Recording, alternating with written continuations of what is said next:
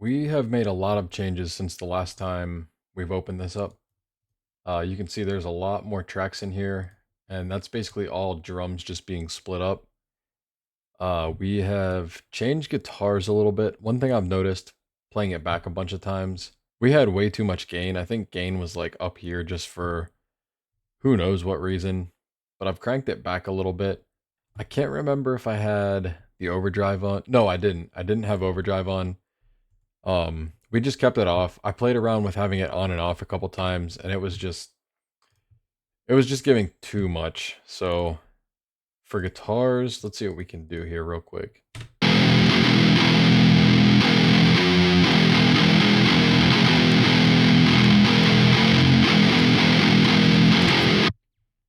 So I've EQ'd a couple of things out of here. I took some of these weird frequencies that were going on. I did a high pass filter at 110 hertz. It helped clear up a lot of that muddy end there. I've literally been throwing OTT on everything. So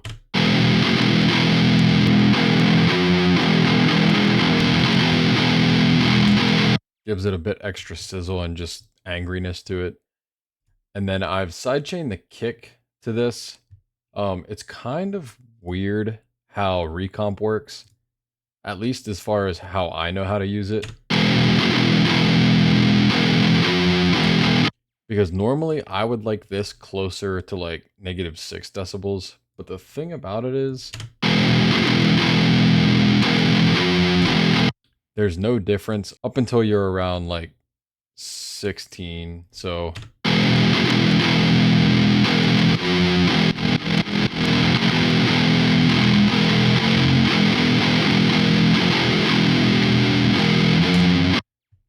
you can't even really see it.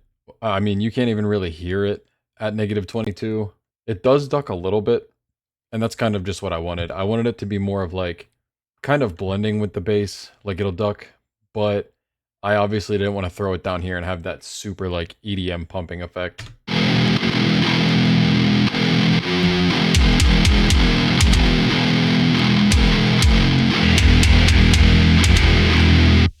Because that is not quite what we're going for.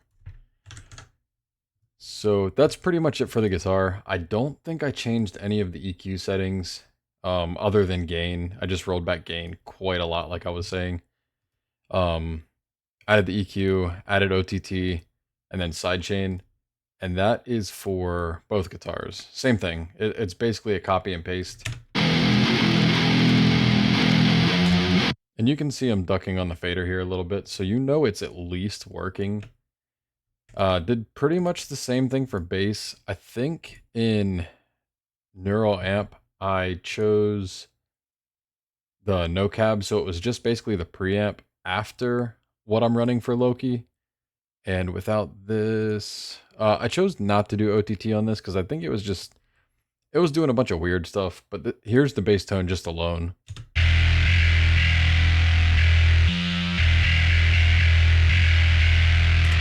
And this is it with the cab versus non-cab.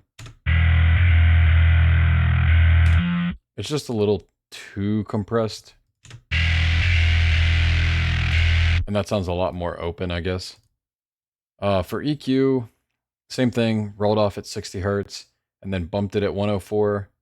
I was playing around with the sound a little bit, the EQ spectrum, and 104 is kind of where it sounded best in my ears. So I just bumped it up a little bit there.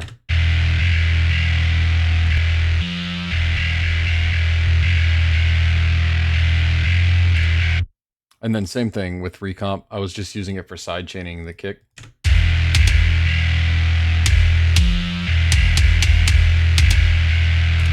And this is basically doing the same thing. I've got it at -18, but if you move it down here, you can really hear it pumping.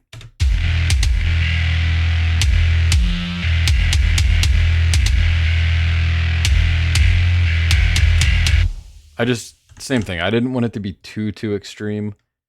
Let's see. Oh yeah, that's right. I was not using OTT on this. With it, it sounds a little crazy. Let's get rid of the kick there.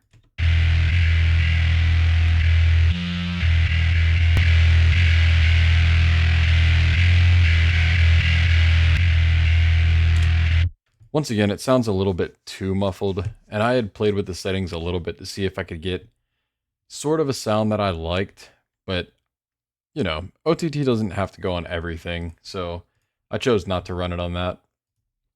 Let's see, what else did I do? I EQ'd a little bit, basically just trying to roll off everything at 60 hertz, just so everything carrying the low end doesn't have that crazy fight that they're all going to have in the low end of the mix, or just anywhere on the spectrum.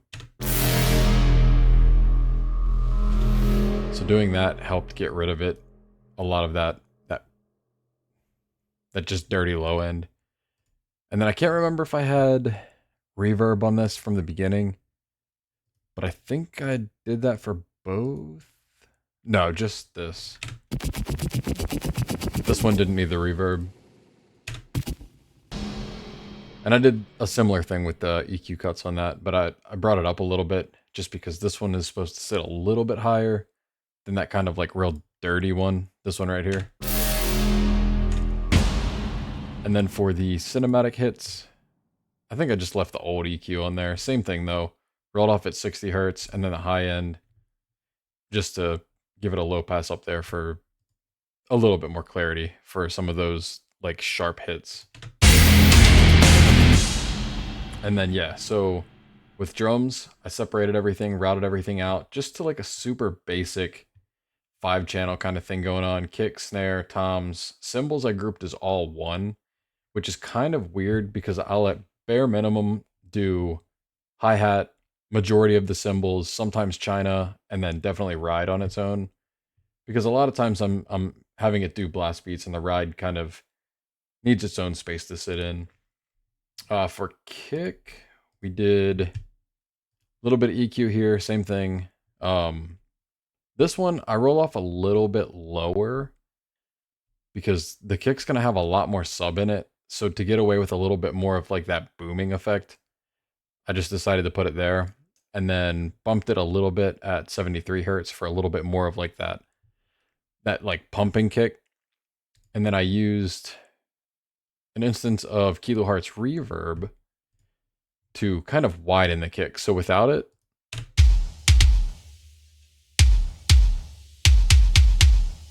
and then with.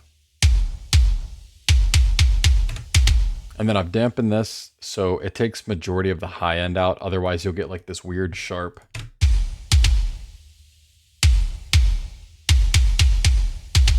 Which I didn't like. So bumping that all the way up kind of helps get rid of a lot of that top end resonance. And then decay I kind of put down here because it was doing the same thing. It was helping me fight that top end problem.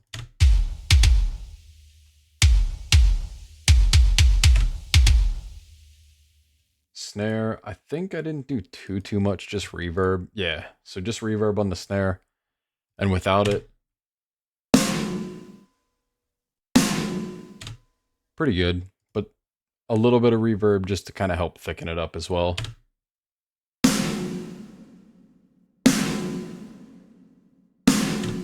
And it sounds very large, but in the context of the mix, a lot of that tail end of the reverb isn't getting congested with everything.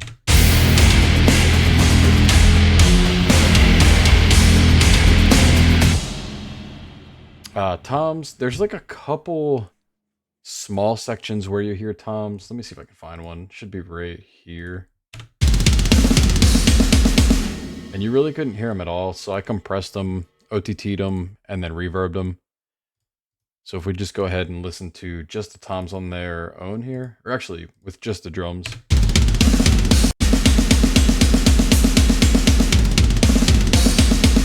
They get drowned out a little bit. So I went ahead and compressed them. Like I said, OTT'd them to give them a little bit more flavor.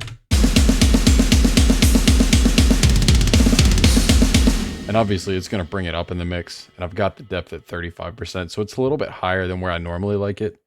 And then reverb on that to let them breathe a little bit better. So check this out. No reverb.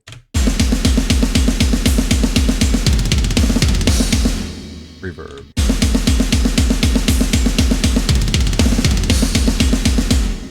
So if we just go ahead and solo that section right there, we can do a with and without.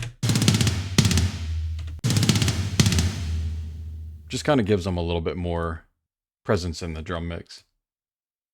Cymbals, I didn't even do anything with that. I think they were kind of sitting, I was happy with where they were sitting pretty much.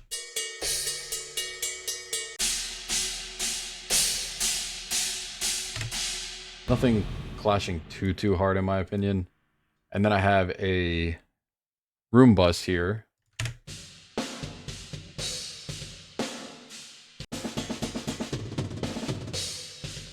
And then I went pretty crazy with a 50% depth on OTT.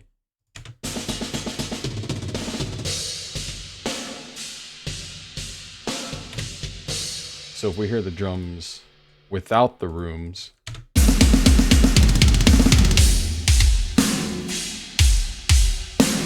versus with it,